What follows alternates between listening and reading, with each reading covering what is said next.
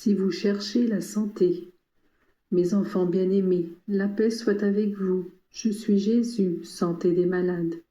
Je suis ici pour vous aider à guérir des peines qui vous affligent et vous préoccupent.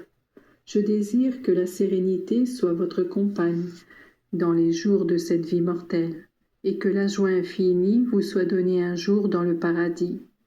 Je ne vous dis pas que vous devrez vivre sans douleur, mais que vous devrez savoir discerner dans la souffrance un don de Dieu.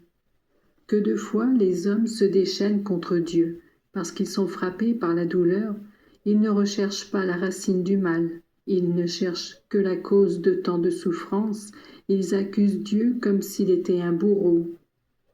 Si tous ceux qui souffrent dans leur corps et dans leur esprit savaient s'adresser à moi comme le lépreux de l'Évangile, je vous assure que leur peine serait sinon détruite, du moins allégée. Regardez son comportement. « Seigneur, si tu veux, tu peux me guérir, criait-il. Sa foi m'émeut, et je lui dis, sois guéri. Va, présente-toi au prêtre pour accomplir les pratiques qu'impose la loi, et ne dis rien à personne. Moi, je suis dans le tabernacle, je suis Jésus vivant et vrai, je suis le Rédempteur. Mon désir est toujours celui-ci. Les malades, surtout ceux qui sont couverts de la lèpre du péché, je veux qu'ils soient guéris. Il suffit d'un acte de ma volonté pour guérir tous les malades du monde. Toutefois, par ce respect que Dieu porte à la liberté de l'homme, je désire que ces guérisons, qu'elles soient physiques ou morales ou spirituelles, me soient demandées. Demander n'est pas une humiliation, ce n'est pas un avilissement, c'est seulement reconnaître la domination de Dieu sur les hommes, âme et corps. Dieu désire que vous le reconnaissiez tel qu'il est, et que vous lui attribuiez la puissance et la supériorité qui lui appartiennent. Cet acte de foi qui vous donne l'espérance d'être exaucé doit être suivi d'un acte de soumission à sa volonté. Maintenant, je vous invite à réfléchir sur le fait qu'après avoir guéri le lépreux, je l'envoyai chez les prêtres. Qu'il ne vous semble pas étrange que le Fils de Dieu se serve des hommes afin qu'ils donnent leur approbation à ses œuvres. Est-ce que je n'agis pas encore ainsi dans le monde? Qui peut opérer des miracles dans le monde, sinon Dieu? Et pourtant je me sers maintes fois des hommes. Qui peut pardonner des péchés, sinon Dieu? Et pourtant je me sers des prêtres comme instruments. Je leur donne la capacité et la force de le faire.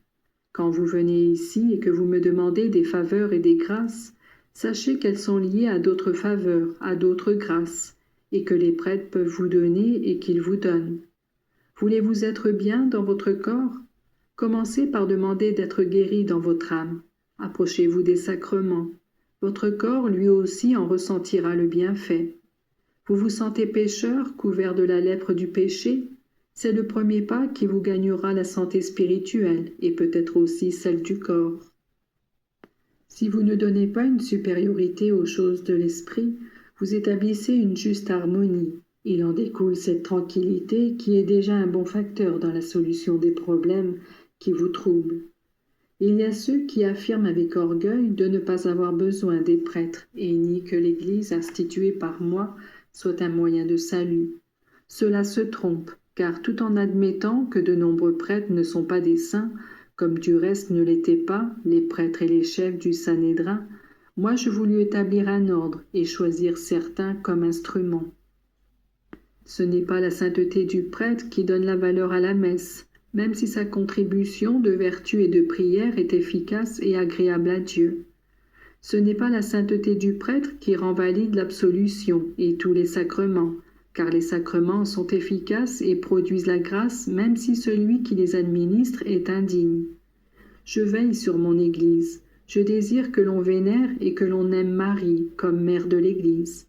Et je veux que celui qui se dit chrétien le soit véritablement, fidèle à ma doctrine et à mes commandements, obéissant à l'Église et pratiquant, afin que l'abondance de vie spirituelle aide aussi à maintenir la santé physique, nécessaire à l'accomplissement des devoirs d'État. Que les malades viennent boire l'eau que je bénis, mais qu'ils se souviennent qu'autre chose doit d'abord baigner leur âme, mon sang dans les sacrements. Je vous bénis tous, vous promettant d'exaucer vos supplications.